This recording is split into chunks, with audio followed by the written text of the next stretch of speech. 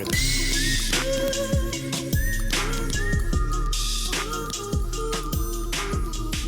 everyone, it's Brooke with Don't Worry Be Crafty. Welcome to my channel. Today we're going to be working on this fall DIY tiered tray. I purchased 2 of these cake pans from the Dollar Tree. First we're going to start removing the label. Then we're going to take the Waverly chalk paint in ivory and paint 2 coats on the inside and outside of the pan. We're going to go all the way around there on this smaller pan, making sure we cover all of the silver up. And it doesn't have to be perfect because we will go and sand some of that down. So then we're going to take that second pan and do the same thing with the ivory chalk paint, making sure you cover most of the area. 2 coats on the outside and inside of the pan.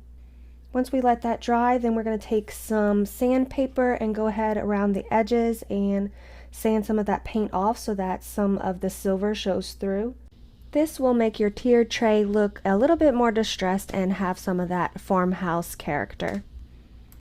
Once you are done sanding around the outside of the pans, you can go ahead and flip it over and sand some of the inside of the pans as well. Make sure you get some of those edges because that's where the farmhouse style really shows through, and you can just make it as distressed as you would like it. Then we're going to take 4 of these wooden beads that I ordered off of Amazon and paint those black. I used the Waverly chalk paint and ink, but you can use any black acrylic paint that you have on hand. And we're going to use those as the feet of our tiered tray.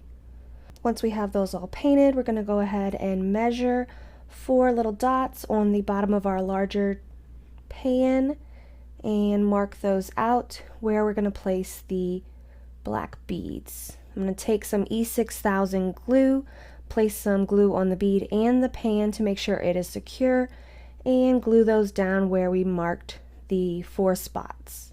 You're going to want to let this dry for 24 hours so that it is nice and secure. Then I'm going to go ahead and use these round dowels that I got from Hobby Lobby.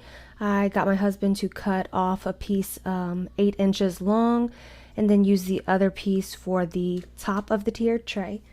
We're going to go ahead and use the Waverly chalk paint and ink and paint those all black until they are nice and covered. I ended up doing 2 coats of the chalk paint to make sure they were nice and solid. Then we're going to take some of these wooden balls that I got from the clearance section of Michael's, and we are also going to take our black paint and paint those solid black all the way around to use as the topper of our tiered tray. Once the ball is dry and our dowels are dry, we are going to take those and use these little wooden discs that I painted with the white chalk paint and glue the dowels to the little discs so that they're a little bit more secure when placing them on the tray. Make sure you let those discs and dowels dry for a good 24 hours before handling and putting on the tray. We're going to use a generous amount of E6000 and place that in the middle of the tray.